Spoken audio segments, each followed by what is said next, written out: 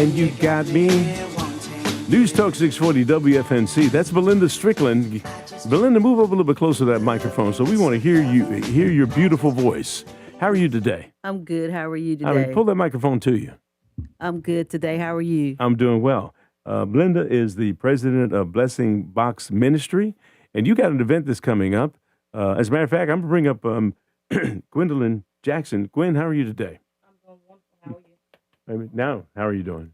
I'm doing great. Yeah, he didn't have your mic on, but now we Okay. are. Gwen, you're also a member of Blessing Block Ministry as well, right? I am. All right. So, as a matter of fact, Gwen is one of my karaoke singers. We were, where was it, Friday night? Friday. Right. You were telling me Every about. Friday.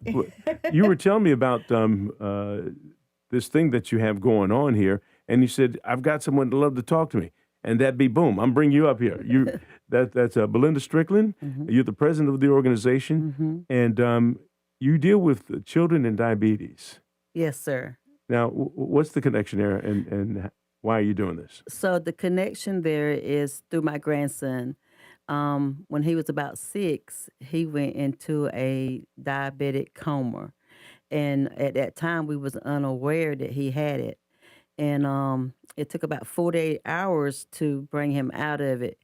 And he had to be rushed to Weight Med.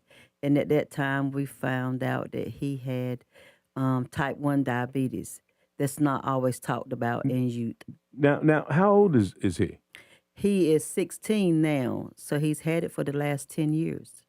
Well, I guess I'm a little confused because I'm a diabetic. I'm a type 2.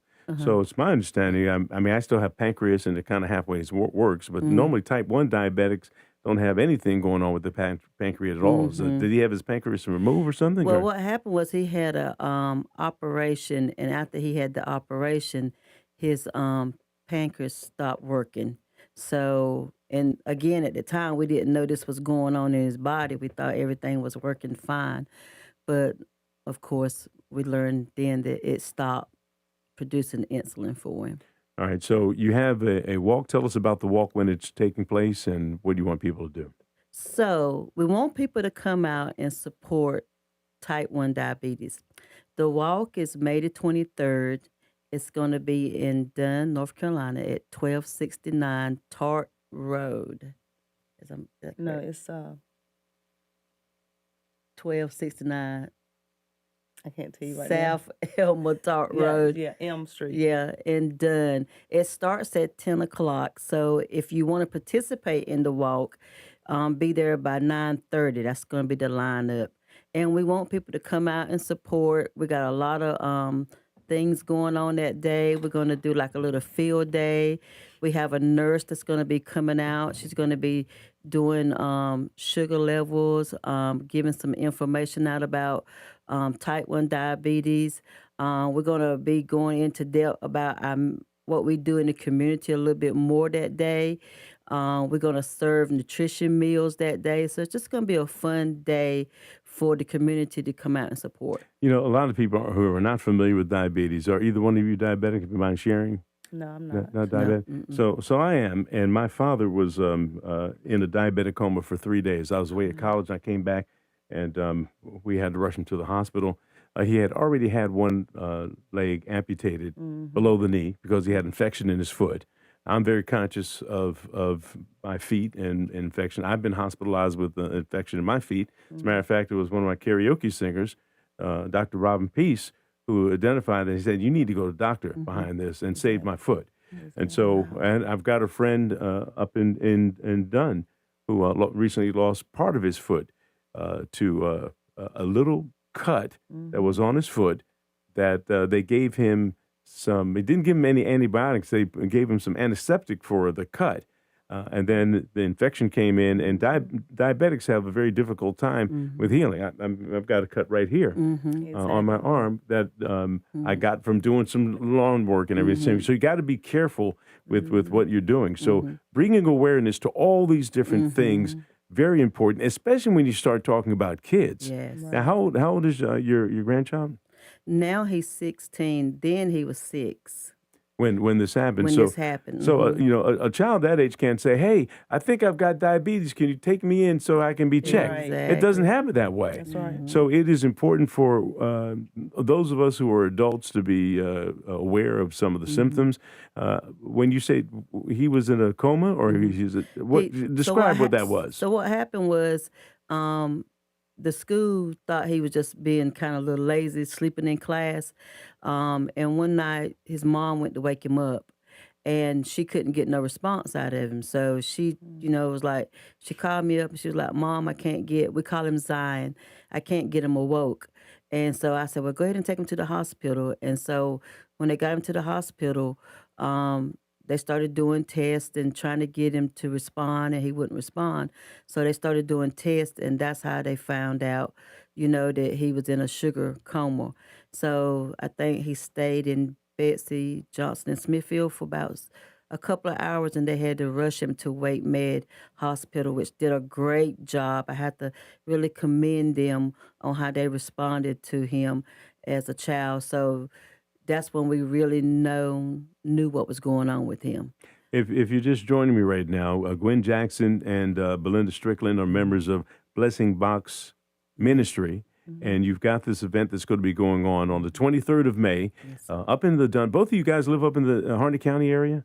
I'm in Johnson County. And I'm in Johnson County. Right, but see, look, and you come to my karaoke stuff, so you come down, so it doesn't matter where you live. Right. That's right. This is impacting folks here in Fayetteville, especially parents. If you have a child that seems a little sluggish or something like that, you might, and you're not maybe going to the doctor on a regular basis, you might ask to have the sugar levels checked. And I'm sure any basic exam normally does, when they do all the stuff, when they take your blood and all that stuff, they'll do an analysis like this.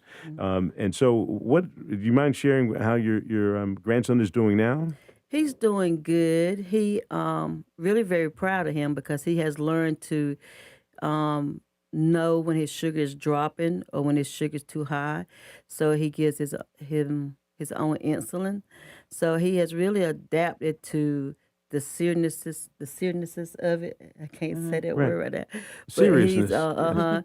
He's adapted to knowing how important it is to make sure his sugar level stays where they're supposed to stay. Now, when he was in a coma, was the sugar high or was it low? It had dropped bottom. He had bottomed out. He had bottomed out. And so he had no idea that this is the reason that he just didn't have any energy. And I've seen people who have this issue, and then you get orange juice or you get M&Ms. You try to get some sugar in them.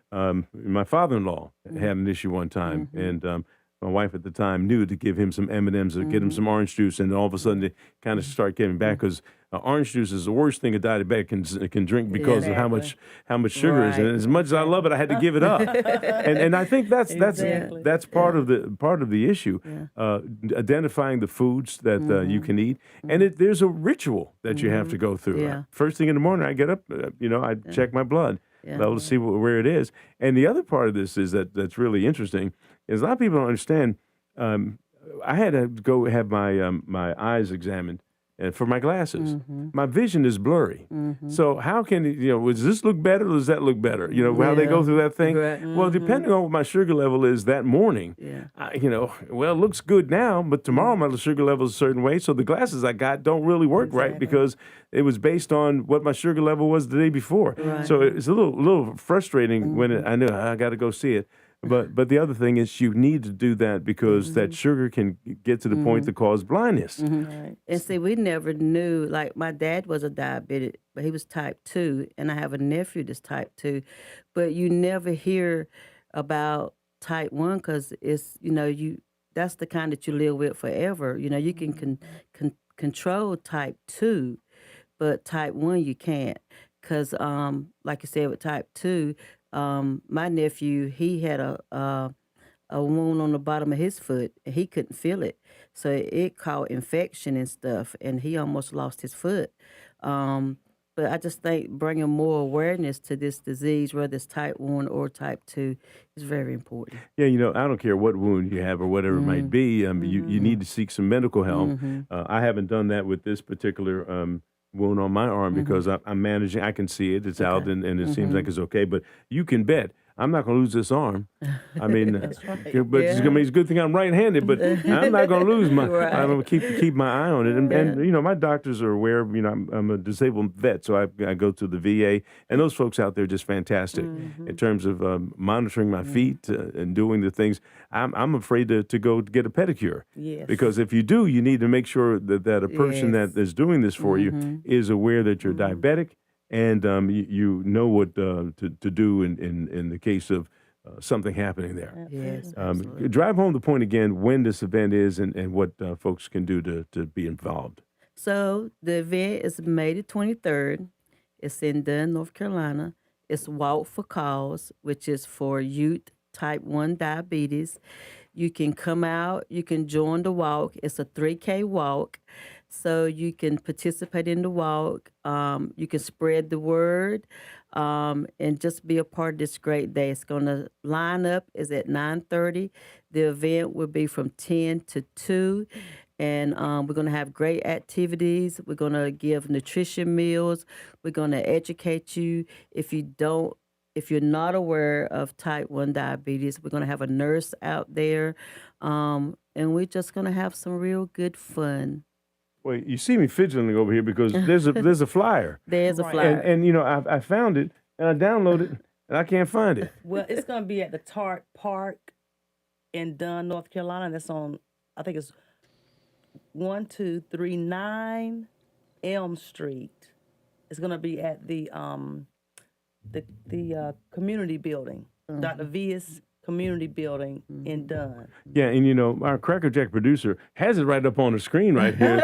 Duh. Yeah. I mean, all I got.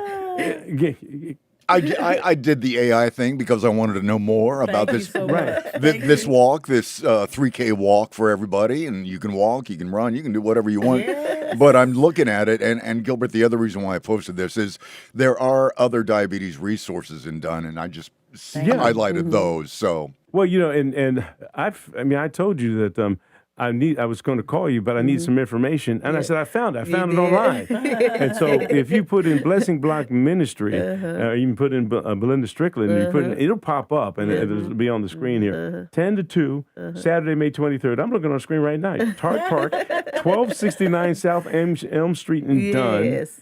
3K walk, vendors, food, games. $25 for walkers, $35 for vendors. Where does the money go, and how does it help? So the money goes to continue to help us in the community, and we also will donate a portion to the Diabetes Association. All right. Well, again, it's good to have you folks here and share this information about what's going on. And we got to get you back here. Gwen, I'll see you Friday. Yes, and can she share her contact number? Absolutely. Please. Oh, yeah. So you can contact me if you're interested at 910-514-0751. All right. Of course, again, this is a podcast, so you know the church take the podcast and put it on your social media pages and try to get some more information out to folks before this happens because you got another week or so. Yeah. So We're it's not working this really hard Saturday. It's trying to the get Saturday. that. It's not this Saturday. It's next Saturday. Next Saturday. All right. All right, you guys, thank you so much. You're listening to News Talk 640 WFNC. We've got Fayetteville's most dependable forecast with Rachel Dunsing. Our early morning showers have come to an end, so the rest of Thursday will have gradually clearing skies and a high of 76. Tonight will be partly cloudy with a low of 50, and Friday will be mostly sunny with a high of 80. Temperatures will continue to climb quickly through the end of the week, setting up a warm weekend with high temperatures in the 90s.